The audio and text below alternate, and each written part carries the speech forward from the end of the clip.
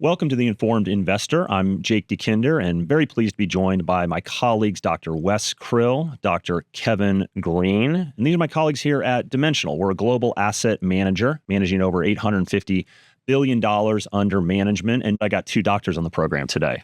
You do. A lot of doctors. I'm surprised you didn't want to sit in between us, so you had us bookending you. That would have been better. Yeah. That would have definitely been better. I definitely feel a little bit inadequate, to be clear. Well, reminder, if you have a true medical emergency, we cannot help you. My wife says that. She's a professor over at UT, and she makes that joke all the time, which it never gets old. But today, guys, we're going to be talking about IPOs, and I think that's on a lot of investors' minds. I'm going to start with a couple of headlines here that I grabbed from a recent period here. The first one, IPOs are hot again, how investors can avoid the 2021 style hangover. And then another one here that's interesting, how retail participation in the IPO market is transforming the stock market. So Wes, what's your take on those? That's a nice juxtaposition where you have this exuberance around the current market and then a reminder about what happened just a few short years ago when maybe people were more burnt by some of this craze around IPOs. So it's a good lesson, like things come back in style all the time. Maybe IPOs are the next thing.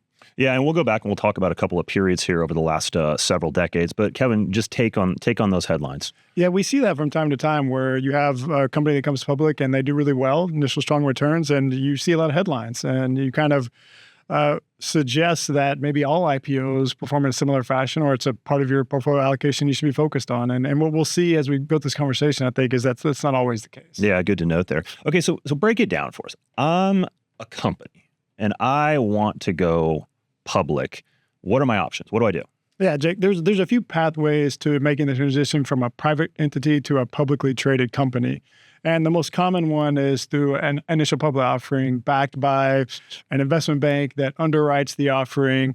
They go around and do a roadshow, build up support and demand for the shares, and it's enacted through a primary transaction in which those shares are then offered to what we'll call a select group of individuals. Okay. And there's a transaction made, and then they're listed publicly for the first time. And so those that were a party to that primary transaction can then have the ability to either sell those shares or hold on to them, assuming that they want to do so. But that selection process is something we can dive into later about what that means for most investors' ability to actually participate in that primary offering. And question for you, when you say individual, like a select group of individuals, should we really think maybe like a select group of entities? Is that maybe a better way to say it? Because it's not always just like a person these things are going to, obviously. Absolutely, right? Yeah. You can think of the investment bank as helping to grease the wheels, if you will, for this transaction. So they're going to meet with their clients and building up demand. So oftentimes these individuals, as I say, are actually institutions like banks, institutional investors that are getting an allocation to these primary offerings. Okay, makes sense. But there's other ways too. There are other ways too. Another way that a company can go public is through a SPAC transaction. Now, there's multiple parts here. SPACs are what are called special purpose acquisition companies. Okay. So you see these shell companies go public, or what they're commonly referred to as blank check companies. And the proceeds that they generate from that initial offering are then used to either merge with another company or acquire another company. Then you have this de-SPAC event, as they call it. I have a new operating company that's public. So if you're a private company, you can work with one of these SPACs, if you will, to either be acquired by them or to merge with them and then transition to the public market accordingly. That's a pretty popular, currently popular, I should say. Historically, we went through a pretty long stretch where these blank tech companies were kind of non-existent. Right. The pandemic brought them back. That's what I was going to say. I mean, this term SPAC, some of our viewers may be familiar with. I do remember back coming out of COVID that it gained a lot of popularity, it was out there. I mean, we got so many questions about SPACs back in 2021. Yeah, 2021, 2022. And it was interesting because, you have this belief about what kind of business they're going to be acquiring, probably how they were able to raise the capital in the first place. Is they'll say, I'm going to acquire X, Y, and Z technology company. A lot of them ended up not even acquiring something in the same industry in which they were promising when it came to raising the funds. So I know a lot of people probably forgot about them, but it's interesting that they're coming back around potentially. Yeah, I mean, I go back to 2021. We got questions all the time. In fact, I think we recorded a video. I think you did a paper on this, or we did a paper on that. Yeah. I haven't gotten a question about a SPAC in the last three and a half years. Yeah, it's interesting. I think from an investor's perspective, there's two things to look at. There's a company that's looking to go public can go public through the SPAC, but also as an investor, you see interest in investing in the SPAC before they've ever had a business combination. And it's a little bit of a crapshoot. You don't really know what ultimately you're going to be invested in. It's kind of in the hands of the professional managers that are running the SPAC. So a little bit of a lottery aspect to understanding what your ultimate outcomes are going to be before there's actual a company to deal with. Okay, so second way, you just defined there. Yep. Other ways. There's one more way through a direct listing, and this one's pretty uncommon. I haven't seen a lot of activity in this regard, but what it is the private shareholders, you can think of these as the company founders, if you will. Okay. Rather than issue new shares, they simply list the existing shares on an exchange, and that's called a direct listing. Mm-hmm. And historically, it hasn't been involved with any additional capital raising, and it's also pretty uncommon. There's been a few Spotify or Slack that people may have heard of, but by and large, it's a small minority of the activity you see of pathways go public. Just out of curiosity, motivation for the original owners to do that versus something else. They just don't need capital. They don't need. It could be that they don't need capital. It could allow for a quicker transaction, and it could also alleviate cost of having to deal with an investment bank. Just by listing those publicly, you potentially gain access to liquidity as the shareholders without having to go through all the hurdles of a traditional IPO. Let's talk a little bit about IPO activity. What's been going on recently?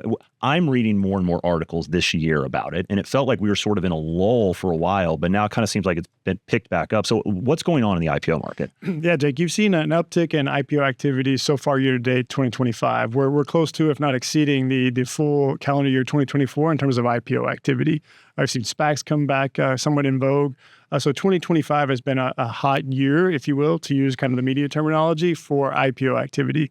And that's pretty consistent with kind of the natural ebb and flow of IPO activity we've seen historically. You go through these periods where, for example, in the pandemic, where you see a really high level of activity, and then oftentimes you follow that, let's say, following the great financial crisis, where you see really low levels of IPO activity. So it's quite common to go through years with a really heavy dose of IPOs, followed by years in which it's pretty meager in terms of the overall IPO activity. It seems like there's a lot of hype around it right now. And Wes, we've talked on previous shows that, anytime you sort of get this, a lot of excitement out there in the market, maybe as an investor, you want to be a little bit skeptical of what's going on. It's true. I mean, a lot of investors get FOMO if they read about something in the headlines and they're not personally invested in it, and so they might have an attraction to it. One thing that kind of caught my ear when you were talking about some of these names that people would have heard of that did direct listing, those are bigger firms. I often hear the claim that the IPOs these days are bigger companies than they used to be. There's a perception that a lot of them are large cap now. What do the characteristics look like of these when you look at the data? Yeah, Wes, if you read the papers, that's what you'll find, are the large names, the really successful, we'll call them unicorn companies that go public, and all of a sudden they're either a large cap or in some cases a mega cap company right from the start. What you don't see in the papers is that the vast majority, and we're going to say around 90% of IPOs fall into the small cap bucket. That trend is consistent when you look at IPO activity in the 90s to the 2000s today. It's something that's quite common, and it makes sense, right? When a company is going public for the first time, I think you expect them to be in the smaller range in terms of the market capitalization compared to what's already out there. And that's true. You don't see the headlines that focus on those names. And for most investors, you've probably never heard of them. But it's important to know that today's IPO market doesn't look different. It's not comprised of really large cap companies that have been around in the private space for years on end. What we see is the vast majority today are small caps, and that's consistent with what we've seen historically. On a previous episode, we talked a little bit about valuations, and we sort of broke down what does it mean for a company valuation, all of those things. If you look at the IPO market, and we can stick with the small caps, since you said a lot of them are small cap, like what do you see in terms of valuations of these companies? Yeah, the valuations of these companies, you can think they're trying to, go public for the first time, build up a lot of interest in the shares. What we tend to find is that they have pretty growthy valuation levels. What that's also combined with, and we should say growth is a high price relative to some fundamental. Exactly. Yeah. So a high price to earnings, price to book, all of those, what you're going to find consistently is that these land in the upper range of price to earnings or price to book, what we'd call a growth valuation. Mm-hmm. Another interesting characteristic that you find with these companies is that they have pretty poor profitability characteristics. So relative to their peers, they're generating less profitable outcomes we see on their balance sheet. So when you look at that and you see, okay, I'm going to be paying a premium, a high valuation for a company that's offering lower profitability, it's generally not the recipe for expecting that to deliver high outperformance in your portfolio. Just quite common sense there. Yeah, and we'll look at some of the performance there, but I find that really interesting, Wes, because what we're thinking about here is, as an investor, what do I expect to make on an investment? And we know sort of what I pay and what I expect. There's a relation. there as well. And so, we start talking about smaller companies or small growth companies or small growth, low profitability companies. We definitely have some research that says on expectation and actually actual returns, they have a little bit low returns, don't they? Yeah, I mean, so just from a valuation theory standpoint, you think, okay, I'm paying a high price, low profitability, probably going to be lower expected returns in the market. And we do have a substantial amount of research, to your point, to show they have lower average returns in the market historically. And so then you connect that with the headlines where there's this excitement around investing in these companies. And then you think, well, are these actually higher expected return companies? And I think to the data that you have, that might not be the case. Well, it's interesting too, if you kind of take a step back and think about that, right? So I'm a company, I'm getting going, I've done fine, but maybe my products aren't fully baked, my profitability is not good, I got some work to do, but there's a lot of excitement around it. And so maybe are people willing to pay, I'll say, a lot for kind of the potential for these companies, but it's not there yet? Yeah, you see that. I mean, there's obviously a willingness to pay a premium for these companies once they're newly formed public entities. But what is not supported by is that investors are rewarded for paying that premium. Okay. We see that historically when we look at companies that have low profitability, high growth valuations. But even more to the point, when you just look at IPOs historically, you see the headlines for this year suggesting that IPOs have delivered stellar outperformance. But internally, we see that over the long run, post-issuance, these IPOs tend to underperform. And that's consistent when you look at dimensionals. It's consistent if you look at the broader academic literature. Every study concludes that after that initial one-day return, you see IPOs, they tend to underperform. And so the expectations of trying to remove from what you see in the newspaper and actually look at the data and see what it tells you, that's really where you want to inform your expectations and help inform your investment decisions. What about number of, I'll say, IPO? Like, what are we seeing in terms of trends? Take me back, several decades ago, the last decade, today. Like, what are we seeing in terms of number of IPOs? Another important question. Obviously, this year has been a spike, and we saw another spike around the pandemic. But what you see when you extend the horizon further back is that you see in the 90s, there was a period of really high level of IPO activity. And then post the 1990s through the 2000s and the most recent decades, what you've seen is a fairly sharp decline in overall IPO activity relative to what we saw in the 90s. And so what we see a lot of times is headlines or questions of, is something changed in the market? Are IPOs today not at the frequency that we should expect them to be? And it's a bit of a head scratcher to me because they're pointing to a period where I think most of us would understand that maybe that's not the best era, late 1990s. The late 90s, tech boom, to anchor your expectations for IPO activity. And so I think with that, there's been a lot of linkage from what we've seen in IPOs to maybe the performance of small caps because of that shift in the relative activity of IPOs. And a lot of that, I feel, is largely unfounded. We get a lot of questions too, just number of companies in general. And then people do follow on and be like, well, what does that mean for, these premiums we discussed, small doing a little bit better? So, I mean, as we've looked into it, Wes, as we've seen in the US, I'll say, and then we'll go international in a second, a lower number of companies either going public or maybe a lower number of small caps. What do we see in terms of, expectation for small doing better than large over time? There's always going to be that rush to do a post-mortem analysis on any premium that's been faring poorly. And in the U.S., with small caps underperforming large caps over, let's call it the last 20 years, people have been looking for those kind of stories. So you do see, a drop in the number of companies publicly listed, and people are trying to tie it maybe to reduced IPO activity. There is an academic paper to suggest it's actually more M&A activity, so more companies that are being acquired, not necessarily fewer that are IPOing. But we've looked at these effects to see, okay, is there a correlation between size premium observation, so the relative return for small versus large, and the frequency or the categorization of these types of events? We just don't see much of a correlation there. So it's one that kind of strains credulity in terms of explaining away the size premium that we've documented. There's a narrative that's out there. It grabs the headlines, but when you actually go in and look at the data and run the analysis, you're like, yeah, that doesn't necessarily hold up. Yeah, Jake, I agree with you. I mean, what people tend to forget is on the heels of this .com era, the late 90s, where we saw a really high spike in IPO activity, what did we see in the subsequent decade? Where the number of companies declined, IPO activity declined. We saw really strong size premiums. That's a great point. And so when you look at the data, what it really doesn't show you is there any distinct relation there. And I like that anecdote to suggest just that. We saw the S&P 500 underperform small caps over that subsequent decade, when both the number of stocks in the U.S. declined as well as IPO frequency going down. We keep talking about U.S. here, and we don't have to spend a ton of time on international markets, but if you look outside the U.S., what do you see in terms of anything you can comment on IPO markets or just number of companies, because we were just discussing that? Yeah, so outside the U.S., you see a number of companies had continued to climb, and you see IPO activity consistent with where it had been historically. But what you also see is similar trends in terms of IPO performance relative to what we see in the U.S. So the U.S. has been a little bit unique relative to what we've seen globally in terms of stock counts declining or IPO activity not reaching the heights that it did in the 90s.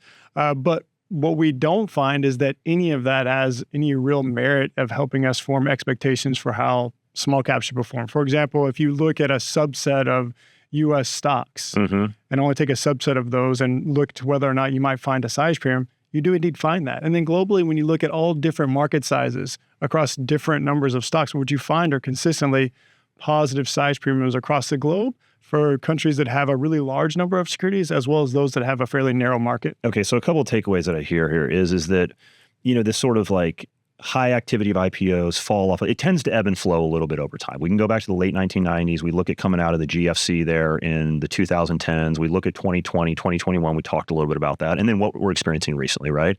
But I think one of the big takeaways that I'm hearing from you is that when we look as a group in terms of the performance, they may not necessarily hold up their end of the bargain. Is that a fair way to think about it? Yeah, that's fair. And a good example is some of the index providers, maybe in trying to capture some of the sentiment from the retail market, tend to rush to add new IPOs to their index. Yeah. And when you do a simple comparison of how those IPOs added to the index have fared in their first year post-issuance compared to the index, you find that they underperform the overall index by over 150 basis points. That's pretty substantial. Yes. Yeah. Substantial. That's a monthly return there. So again, this idea of, is there anything inconsistent with what we see historically? No, we see that live whenever these IPOs are added to the index. We see that they're not adding value to clients in the way that people might expect based on headlines alone. Okay. One of the headlines that we did read here, Wes, had the comment about retail participation. And I think one of the things we try to do with this broadcast is educate people on, hey, here's the things that you need to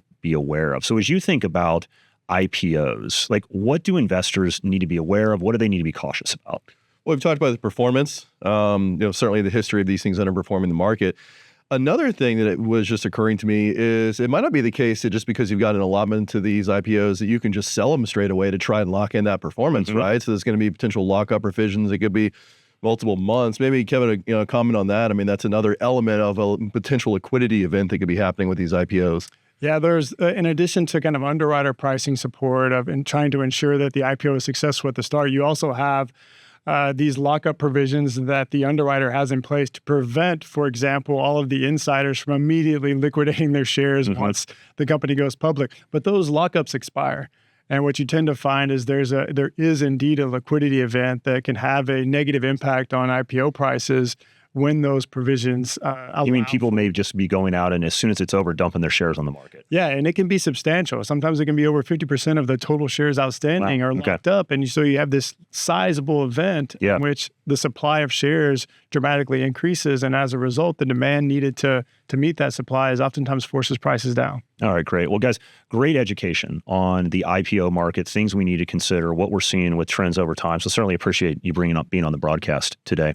And thanks everybody for taking some time to tune in to the Informed Investor. We're actually going to be on site at our Charlotte facility here in the next couple of weeks. We'll be talking with some financial professionals, getting their perspective on some different topics, as well as hearing from Kevin Murphy, an academic that we have worked with over the years. And he's going to have a great perspective on what's going on with the economy. So with that, thanks again for the time, and make sure that you subscribe, hit that subscribe button. We'd love to have you tune in for more episodes, and have a great rest of the day.